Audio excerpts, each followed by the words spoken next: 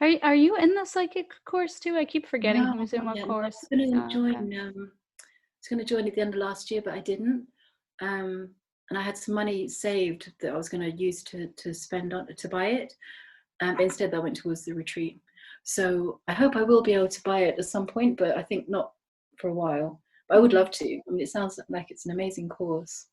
I mean, everything Aratima does Yeah, is exactly. Or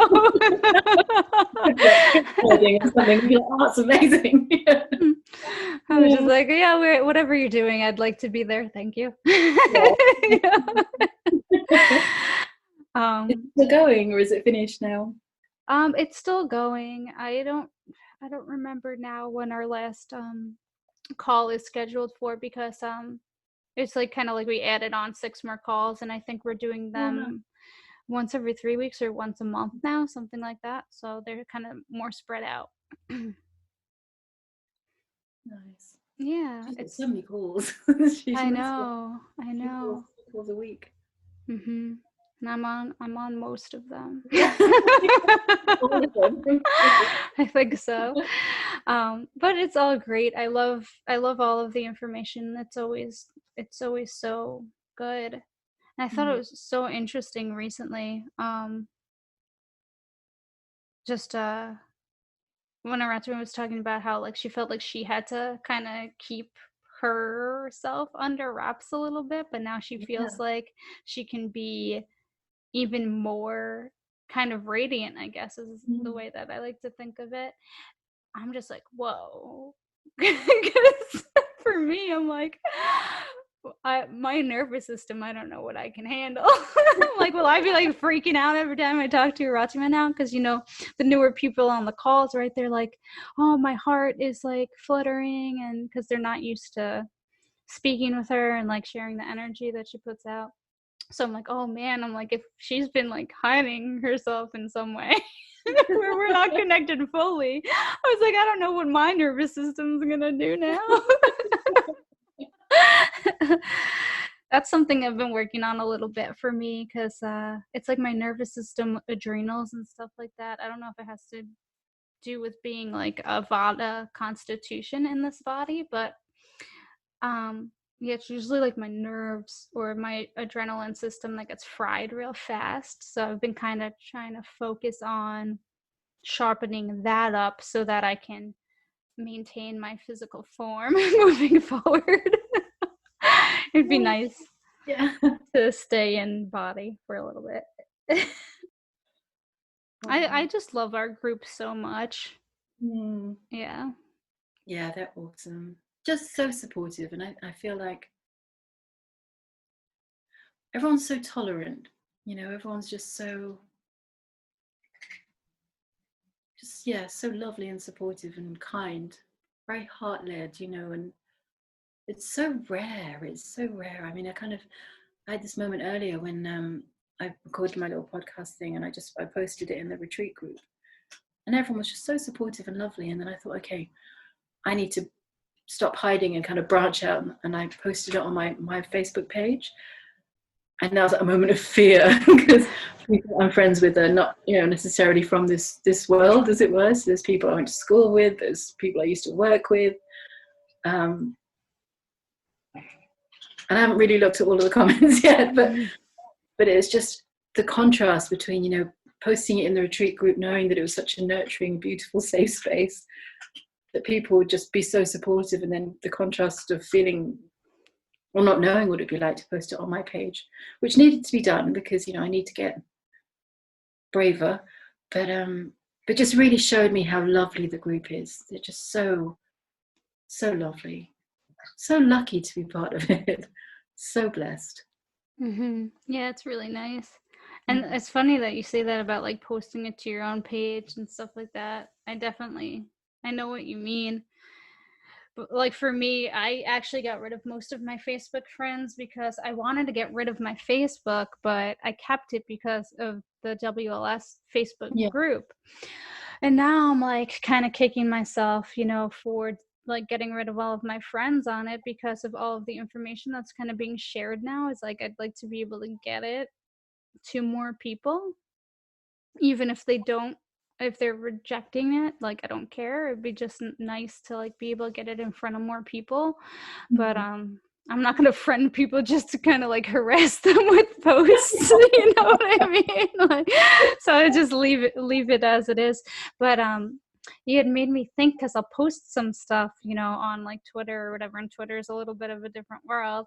Mm. Um, but like I'll have people who like I went to school with back in the day who don't have like the same opinions on things as I do, and they'll comment and not necessarily be so nice about things. But I think it's a good thing. I think it helps us get over that needing to be liked thing, which is so big for me, at least, like really wanting people to you know, be accepting of you.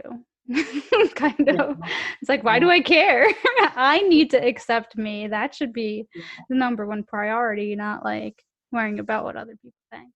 no, absolutely. And it's the whole fear of being seen, like really seen, rather than seen as the persona that you may once have been, like with people I used to work with, there's a certain office type dynamic you have, and you don't talk about this kind of thing. Um, but I was surprised when I had a little look at some of the comments that I got on my Facebook page. Some surprising people said some very lovely things, and people that I wouldn't necessarily think would either A, listen to it, B, say anything nice about it, or C, relate to it. So I think it's worth going, even if you don't get that, but being sort of putting yourself out there, as it were, it's worth doing for that reason. I mean, it's something that needs to be done anyway, but you can be really surprised by people sometimes, people's reactions. I found that I was. Yeah, you never know who you're going to connect with or who's going to connect with what you put out there. Because even there are probably people that may have listened to it too that haven't said anything, but maybe they're like, wow, yeah, like that's I get that, whatever it happens to be. It's interesting how like you have no idea what kind of outcome that could have. Just that one post for someone, and maybe they shared it with someone else, like, that you don't even know, and now that person's got some sort of experience because of it. And you know Yeah, you never know. It's like Linda in the group asked if she could share it, and at first I wanted to say no, no, that'd be ridiculous. No, of course not. And then I said, no, of course, yes, you can. Thinking, oh God. Yeah, and even if there's a reaction, even if there's a lot of bad reaction, it's something that you have to, yeah, like you said, just learn to experience. Because you can't hide away just because you fear that somebody might not like what you say or might not like you. Tough. Has to be, well, so what? You know. Right. I think sometimes in certain ways it's nice to almost have that friction kind of push back on whatever it is that we might be sharing, because then maybe it gives, at least for me, an opportunity to see where um like what is story and what is true, because it's like, well, is what I put out there true for me? Like, how can I kind of like, can I stand in it really, or is it just something that is another kind of conditioned belief? So by having someone come and challenge whatever it is, it kind of gives me the opportunity to look at it and be like, well, why? Um why did I post this, or why do I feel this way about this? It's like, Mm. it just kind of gives the opportunity to see that, kind of, instead of just having it put out there, having no one question it, and then you have no sort of like like introspection because of it, because it's like, oh, everybody thinks the same way I do. Okay, I guess we're good. No, absolutely, you're so right. And I think it's such a good opportunity also just to be able to be triggered, have people come back, and if it's hurtful what they say, why is it hurtful? Why do I care, or whatever it Yeah. is? Yeah. Why is it so important what you think in particular, or whatever? Yeah, it's interesting because it's like some certain types of fears will come up around, like, you know, if it's someone that you know, and it's like, oh, well, they also know other people that we both know. So now what do those people think? Do they know that? Do they know this? Do they know that this person thinks this about this? Like, it's, I don't know. It's a very weird kind of emotional, mental reaction that can happen from these things, and to kind of um navigate it and dissolve it, I guess, to a certain extent, just by being aware of it and having the opportunity to dig into it deeper, you know, if we choose to. And also, it's such an important thing. I mean, I'm finding just with this time, I mean, it's only a tiny post I made on my Facebook page, but it's kind of, some people, for example, that I used to work with, or worked with recently, they're industries where people talk a lot, so if there's nothing to do, people will just exchange information about other people. It's a polite way of saying gossiping, but I just felt, as I was posting it, it's such an important thing for me, speaking for myself, to stop hiding who I really am, because this is who I really am. This, talking about things that are important to me, or things that I'm really honestly experiencing, or things that I want to change, that's real conversation. That's real to me, rather than the surface slick thing that you can do with a lot of people, and you can hide behind it. I'm very good at doing that. Having worked in customer service and sort of customer facing jobs, I can do the chit chat till the cows come home, where, we have a laugh, we have a conversation, nobody really gets to know each other, it's all lovely, but there's no depth to it, and there's no vulnerability to it. There's no kind of opening yourself up to the slings and arrows, kind of thing. But that's so important to do, I feel, for me, because I've been avoiding that for so long. So I had that moment of, oh my God, some of these people I used to work with maybe potentially hear this, and they'll hear, how crap I am, or whatever the mind says, And then the real knowing was, well, so what? It doesn't matter, So they'll see a different side to me. Great, Mm-hmm. Yeah, it's the vulnerability. Like, that's really what I was hearing from when you started talking about it, is because it's easy. And I mean, well, maybe not for everyone, but for myself as well, to kind of have chit chat. Like, I can laugh with people in the office. I'm very jokey, we can have like good conversation and feel like there's some level of a connection, which, I mean, with people I am genuine with, but it's still, there's still a certain amount of distance kind of that you keep with people, and I don't know, maybe on some level it's in an effort to remain professional, because you don't want to be like completely, I guess, I don't know, talking about certain things at work maybe. But the vulnerability, yeah, being able to share that authentically, you know um in a way with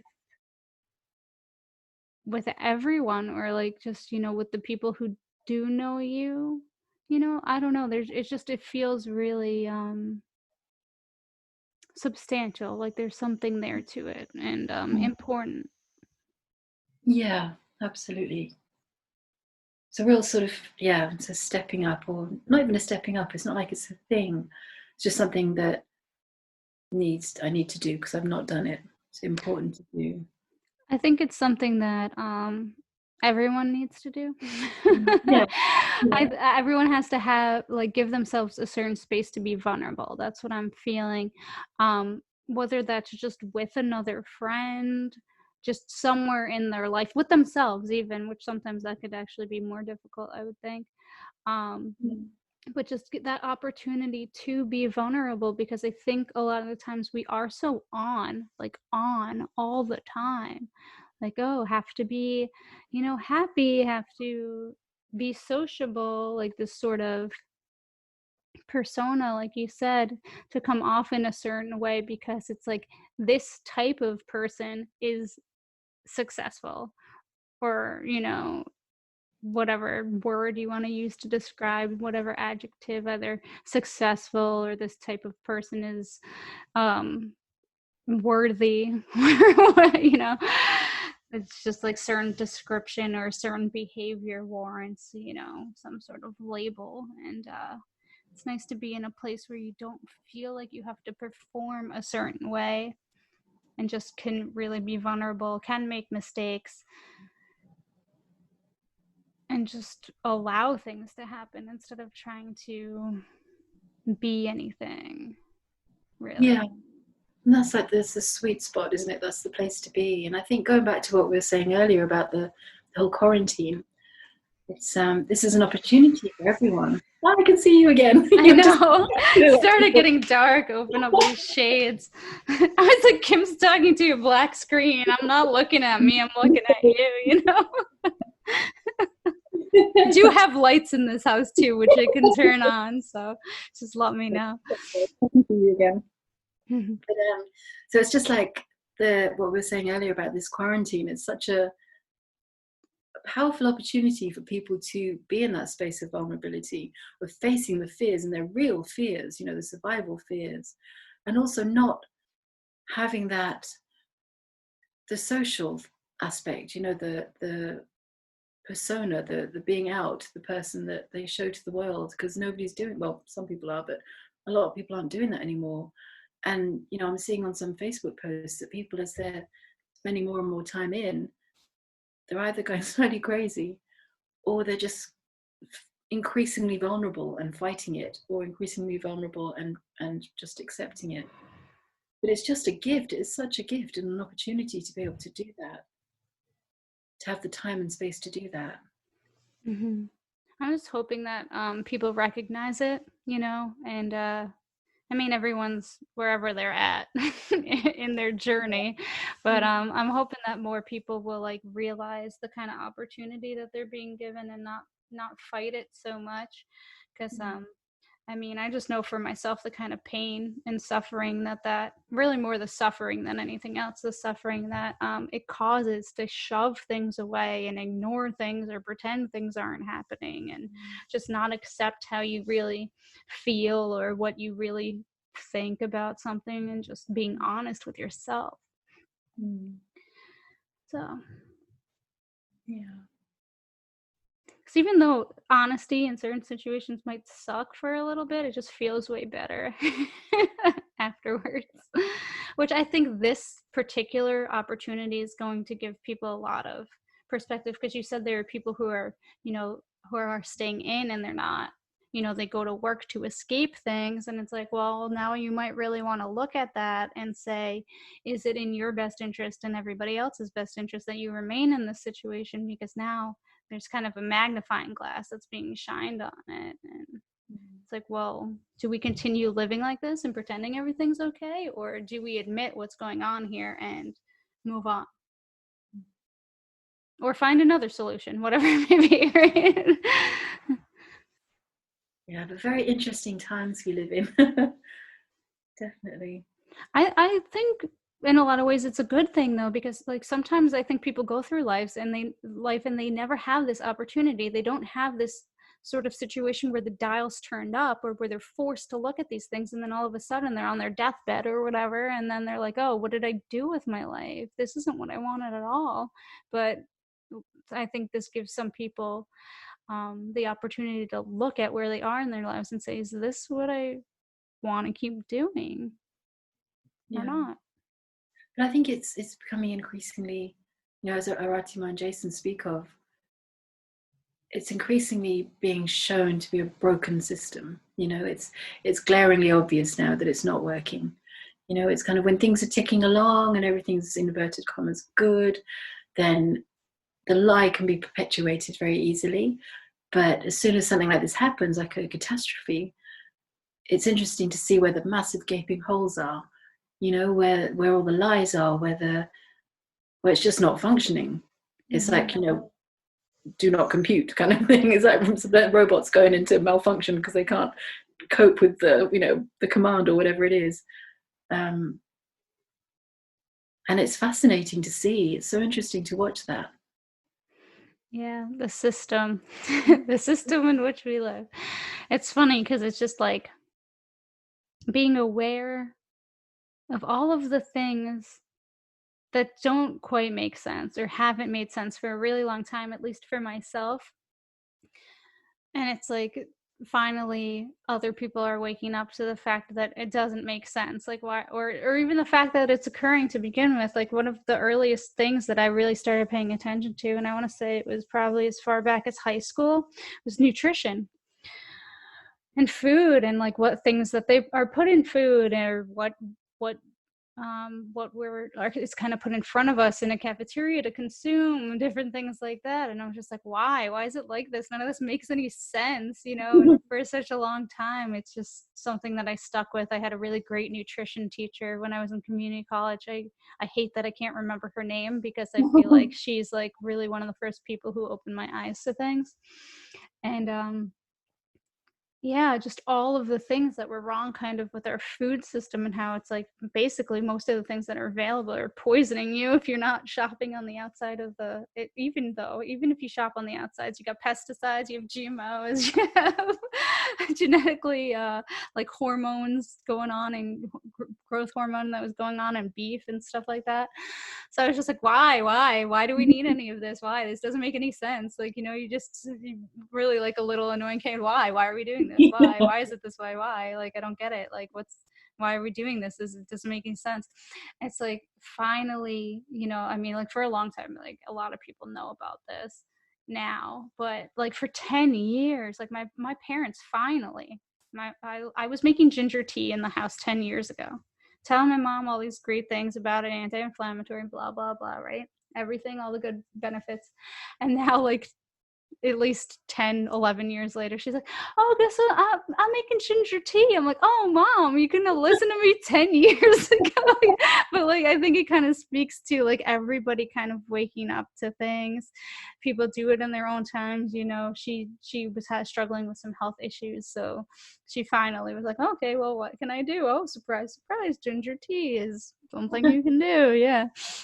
It's just, I'm happy for it. I'm glad that it's something that's happening um, while I'm still around for it and still at a fairly young age to experience it, because I'm hoping that as we transition out of a system that is so toxic and full of all of these holes to something that's more sustainable and more supporting to the idea of thriving over surviving, that I'll have a chance to live, you know, in that way, but in a system that supports it all. Like I can thrive no matter what, right? You know, I can build that environment for myself, at least on the internal plane, where I am in a thriving state, but I'd like to see it all more manifest before my time is up here.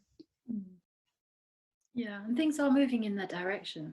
I mean, it is, as you say, it's becoming increasingly common, you know, to buy organic, to buy, you know, free range, all of these things. I mean, it's interesting because in my lifetime, I mean, I'm 48 now. God, I'm 48 now. But having seen so many decades, I mean, not so many, but, you know, plenty, to see so much change that's happened. And to see some things, it's interesting with that kind of wide lens perspective, you know, to sort of see that some things are so commonplace now that even 5, 10, 15 years ago would never have been imagined. You know, I mean, I remember when mobile phones first came out, and my dad saw an advert for one, and he was like, you know, he said to me, Kim, never buy one of these. It's a waste of money. Nobody's going to use them. Don't even think about it. Now look, everyone in the world's got one. 2-year-olds have them, you know. It's just so interesting how these things happen, you know. And I was young in the times before computers. I remember the first computers that came out, you know, when I was a kid. And there were these massive, great big box things that, you know, you had to press thousands of keys in just to get it to say yes or something, you know. It was all green text. And now everyone's got one of those on their phones, you know. It's just things change so quickly. Yeah, that's been amazing. I'll talk about that with my family a lot, actually, because I was thinking about my grandparents' generation, because my grandfather was still alive up until a couple of years ago, so he lived from like kind of like before television was really a thing, to the point where we have computers in our pockets. Like that's Yeah. pretty insane to like have watched the whole world kind of go through that. Now he never got to the point where he could use a smartphone, but he was alive for all of it, and he actually got up to the point where he was emailing, which I think that might be kind of significant, but it's pretty incredible to see like the amount of technological change in his lifetime. Yeah. And how it's made the world more accessible, and you know, some people say it's made it smaller. But like I remember my parents, even, they were kind of around, I think, was it before radio, or around the time where it was unusual you'd have one radio in the house and that's how you got your news, kind of thing, you know. I'm trying to think, I can't remember. But you know, that sort of gathering around the radio to hear the news once a day kind of thing, you know, was the thing that was done. And now we've got news 24/7 and we've got access to everything. You know, even as a kid, I remember that we used to have to write everything out. We didn't have anything to type on. And, you know, our Google was research books. You know, it was the library. That's where you went to find out stuff, you know. And it's just everything adapts, everything changes, and everything just exponentially kind of becomes more and more sophisticated. It Yeah. also takes away from that kind of simpler time, you know, that thing that I think as I get older, I'm kind of longing for more. Just that being away from all that, you know, just being not necessarily isolated, but during this quarantine, I've really thought it would have been so lovely to have been able to live in somewhere where you have a lot of land. So you're not stuck actually indoors, you're in your space, in your land, you know, self-sufficient, like you were talking about, you know, just growing your own food, living off the land, knowing where it comes from, seeing the cycle, kind of living through that annual season, you know, season by season, and knowing what season is what and what to eat during each season, you know, all of that, just kind of living with the rhythm of life as opposed to the fast pace of, you know, computers. I mean, you can't get away from computers, but just having that breathing space. So I think that's something that I would like to see happen in the next maybe few years, is just, I don't know how, but try and work myself to the place where I can take that step back, move out of the city, definitely move out of London, just have more space, you know. Yeah, I think there's going to be vast changes, we know that, coming up with the way that we are going to live life within the next some years. I'll say some years. So who knows what it'll look like, but I think, you know, technology is an interesting thing because it allows us, like you and I, to do something like this, right? I mean, we wouldn't be able to do this without technology. You over in London and me currently in New York. There's no way, right? This wouldn't be happening.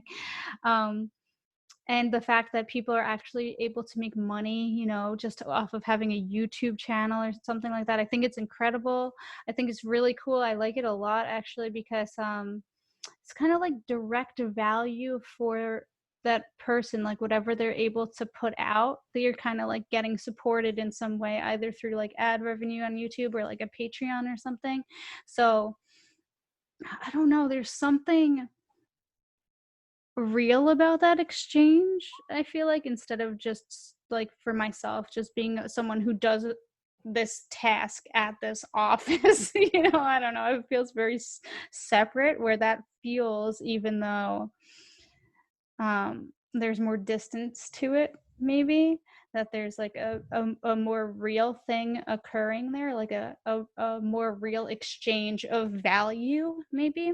Well, it's more immediate. It kind of almost harkens back to the days where you exchanged things somehow, if that makes sense. You know, it was kind of like exchanging, I don't know, a turnip for a chicken. Right, like a barter economy, Yeah, instead. Yeah. it's very honest in some ways. It's like, I'm giving you this and you give me that. Right.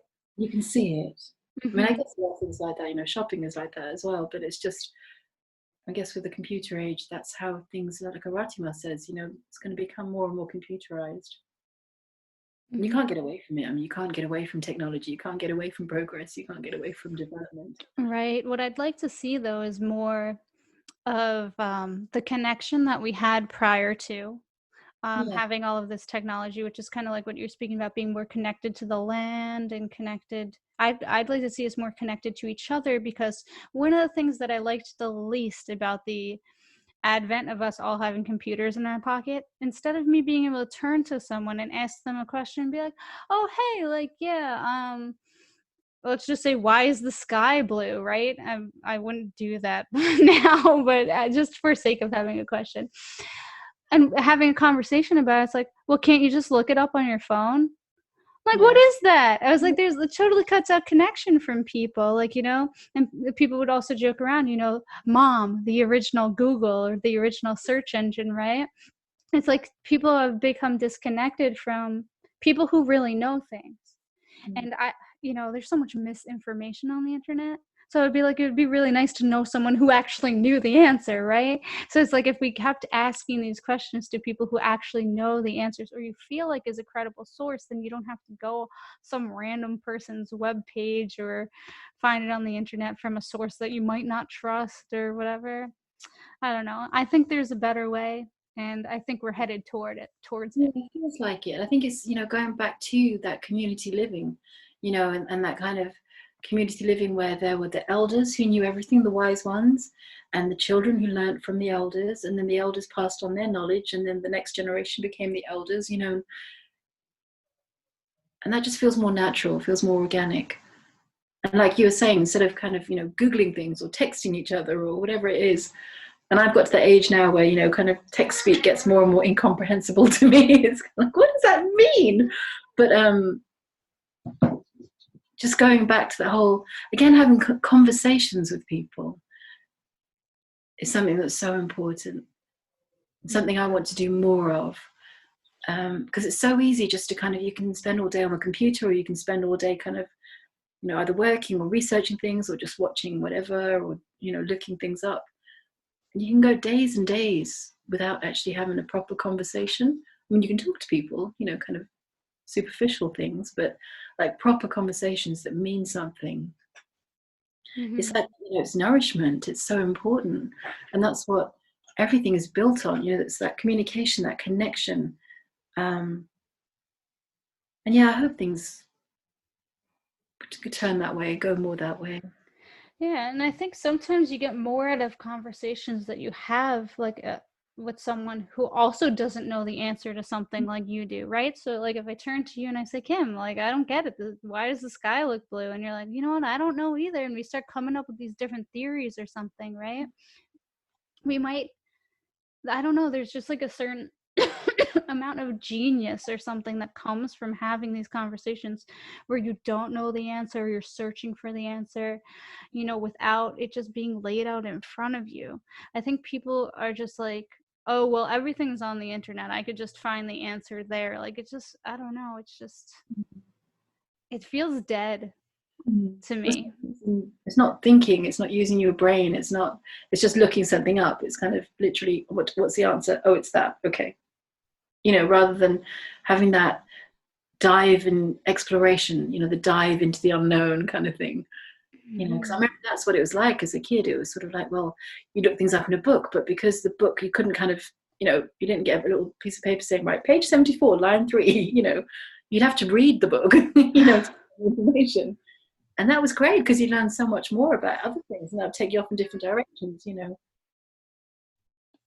that was fun. I mean, it was kind of, I was definitely brought up in that generation of readers. Mm-hmm. I still love reading. There's nothing like it. And reading books, there's nothing like having the book in your hand. I know Kindle and all of that can be great, but for me, it's just the pages and the feel and all of that. Just lovely. Yeah. I like the physical books too, and I like writing. I like physically writing things. I don't really like typing as much. It used to be because I wasn't really as fast as at typing as I was at writing, but there is something different that happens, like for me at least, when I'm physically writing something, especially if I'm going to write about like something that's emotional, or it's just better to come through my physicality. And yeah, I think it's cool though that the technology, because now Deb Reynolds was showing me on her iPad, she has this awesome stylus for it where you can really like write on it. Like, it's your handwriting. So my horrible handwriting can now be digital. but I just thought it was cool, and I don't know, because I haven't had a lot of experience with using that technology, that it would have the same feel to me. But I like the idea that it's kind of getting closer to the solely physical experience that we used to have. I kind of like that, how the technology is mimicking that. Yeah, I kind of, it feels to me from what you were saying that it's more like writing, but there's still that disconnect. You know, I feel that for me, I love writing too, and there's nothing like pen and paper, because it's kind of, to me, it's kind of connecting brain, heart, and hand. You know, whereas when you start typing on the computer, it's like it goes through a translation in a way.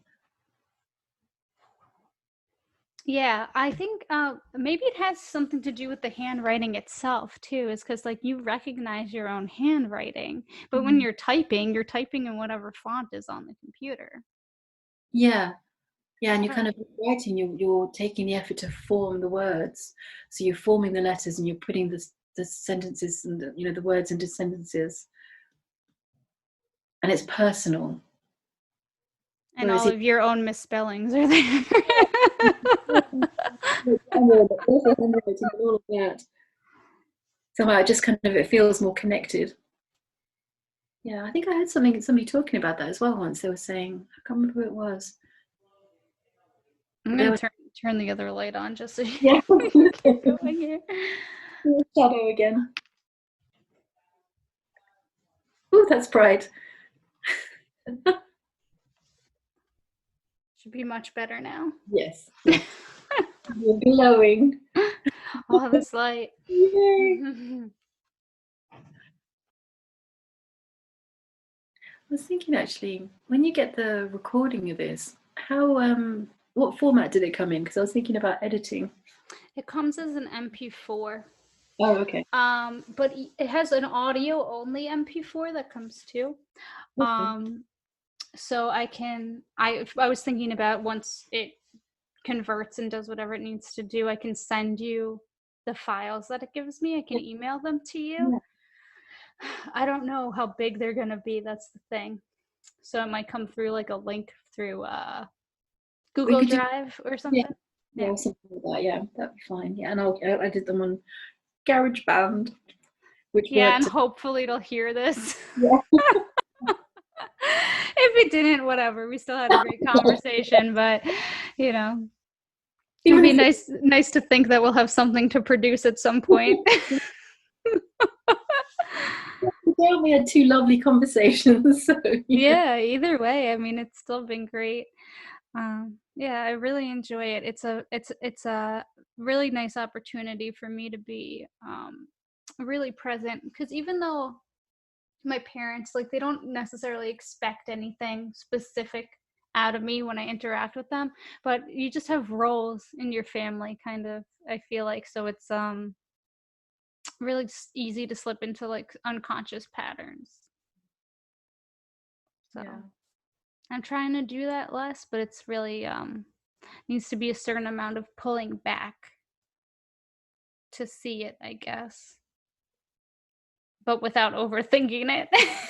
Well, it's so comfortable, isn't it? That's the thing, you know, it's kind of, as soon as you step back into the family home, you just immediately assume the dynamic you had when you were younger, because it's so comfortable. You've experienced that for so long, you know, and to break out of that takes time, it takes effort. It's kind of a conscious shifting as opposed to, oh yeah, it's mommy and daddy, you know, kind of thing. I mean, I always felt that as well. It's, you know, good or bad, you kind of change back to being a small child in some ways, you know, or you kind of, not that you change back into being a small child, but the way you're perceived in some ways can be that, you know. It's definitely been interesting, because especially with like this perceived like health threat going on, because me being like a younger person, like there's concern that maybe I was carrying it but not symptomatic. So my mom wanted me to take uh they call it a protocol, but it's Echinacea and astragalus for like to boost your immune system while I was here. And I was like, well, I don't want to touch the stuff just in case. So she's been making it for me, like just taking the droppers and putting it in water for me or whatever. But she's like giving it to me, so I do. It's like adds that extra thing of being like a little kid, like, oh, don't touch it, I'll do it for you, sort of thing. And and obviously when I'm home, a lot of times they're like, oh, well, just throw your food in our cart, we'll buy it for you. And I'm like, like, yeah, thanks, I do appreciate it, but at the same time, I'm like, the boundaries are kind of weird. Yeah. It's like, well, I can do this and graciously receive and say thank you, but at the same time, I'm like, I'm an adult, I should be buying my own food. I don't know, all those things. But there's just so many layers of families, though. That's the thing, isn't it? It's kind of the ties that bind are so strong, and not only the love, but all of the dynamics and the experiences and the thoughts and all of that just builds and kind of it creates this really solid web.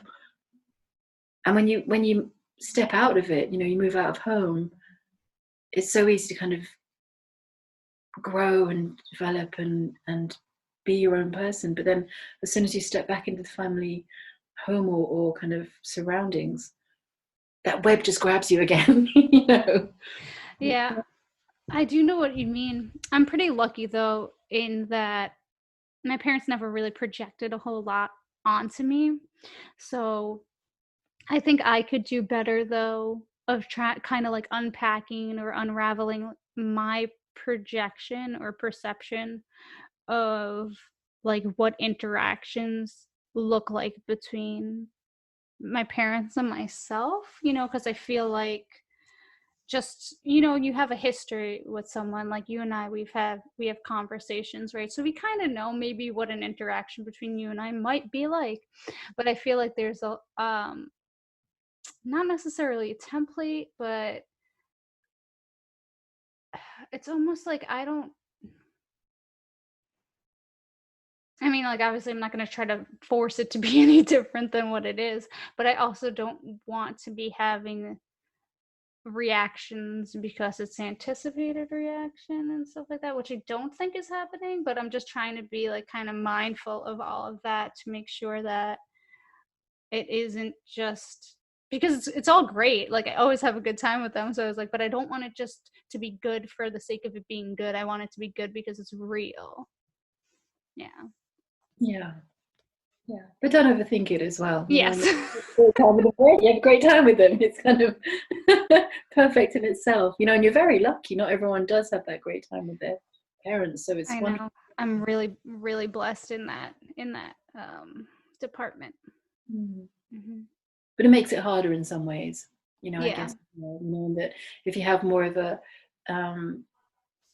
difficult relationship, it can be easier to separate, or it can be easier to cut ties as far as you can, but if you have that really close-knit relationship and they've always been supportive and always been loving and all of that, very difficult to break away from that.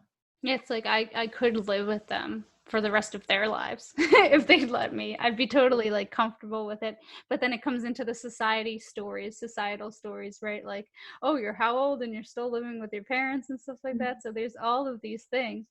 It's like, well, I wouldn't want to stay here just because it's comfortable, and then it gets into like, well, what are the motivations? Or am I only living on my own because society would judge me otherwise? All of these things, these balancing between these stories, and it's like, what's true, what's story, what's projection. Yeah. But I think it can just be what you're comfortable with, in that, for example, in my family, I left home as soon as I left school, whereas my sister still lives with my mum, and she's going to be 40. Oh God, I've got to get this right. She's going to be 45, I think, this year. She still lives at home. She's never lived. I think she lived away from home for 1 year after she left school, but then she moved back in, and they've just lived together the whole time since. And it works really well in that they've got a great dynamic. They my sister in some ways is almost like my mum's husband, you know, in the kind of looking after aspect.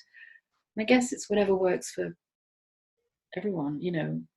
Whereas I Right. could do that because I've got a different personality and different dynamic and all of that.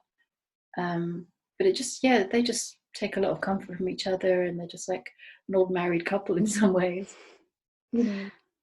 Yeah.